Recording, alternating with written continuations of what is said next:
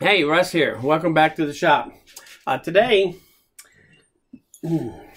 I just want to do a quick rambling Russ.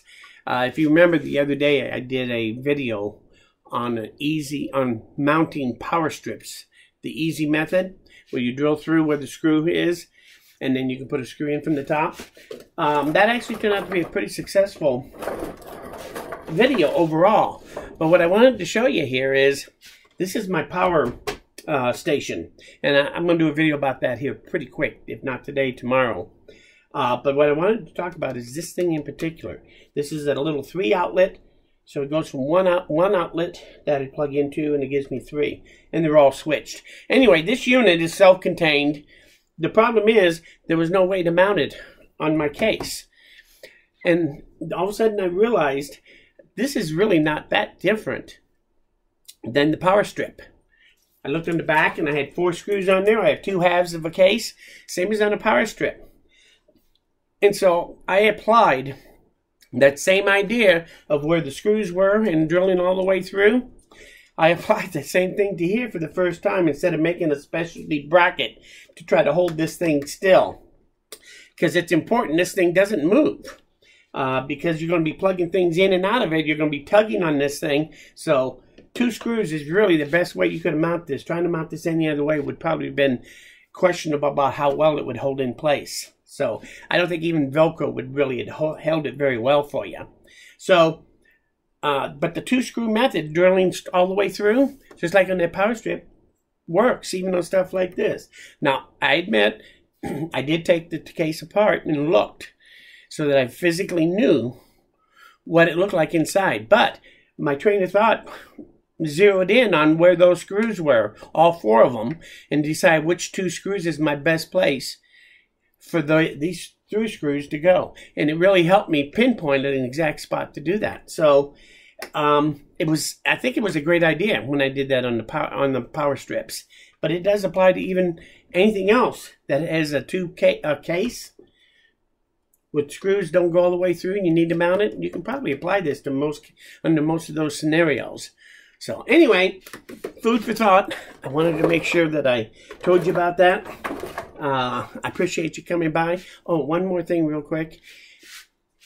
I recently started talking about fogs again. If you remember, forced off-grid survival. And I wanted to make a quick comment about that I've never really said before, because it doesn't get a lot of viewing. I think it's not a very popular idea, and I understand that. It's my portable power series. But the fogs, one thing you have to think about, and that's why I do what I do here, is to give you ideas, because you really should do your own fogs plan that fits you and your scenario where you live. You have 2 choices if you have a major issue pop up in your home. And I'm talking about some kind of natural catastrophe. Maybe you lose power for a month, or maybe a hurricane goes through and you got a problem that way, and you're going to have to hunker down till they get the power on 6 months down the road. It depends on what you have is your fogs plan, because you have only 2 choices when you have a problem. You either do a bug out or you do a fogs. It's that simple. I am more of a fogs type of scenario. I don't think I would do very well at wanting to bug out. May I bug out? I may eventually put together some kind of bug out plan, but as it stands now, my only plan is the fogs. Anyway, I wanted you to kind of understand what fogs really was and how it really applied to your life, as well as it does to mine. So the reason I do this is so that I know that I'll be in good shape if I lose power, because it seems to happen all the time anyway around here. And that's not going to be uncommon 3 or 4 times a year, I have a feeling. But I can live with that. And with the fog set up, it makes it much more tolerable. No matter how long it goes out, I'll be able to stay and hunker down, as opposed to having to take and pick up stuff and go somewhere else. So keep that in mind. If you have any thoughts or comments about this, or about bug outs, I'm more than interested to talk about these things. But I think survival off-grid, I'm not a survivalist, or I'm not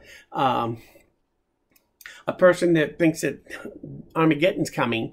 But there are things that go on in the world that do affect me. And sometimes I'm dependent on the power grid, and if it goes out, I have to be able to maintain and deal with that issue. And that's what this series is all about. So All thoughts and comments are welcomed, but you should be thinking about it yourself, like I said, because you really should be doing one or the other, either bugging out or doing a fogs. So anyway, I ramble on. Even though this is Rambling Russ, I did still really want to do this. So I will appreciate you staying to the end and listening to this. If you have any questions about it or any comments about either thing, either about this, about fogs, just leave them in the comments. If you like this video, you learned something here, or you want to try to encourage me to do another video, hit that like button. That's what does it. So in any case, no matter what, please come back again because I'm nowhere near done. Thanks, and we'll see you again soon.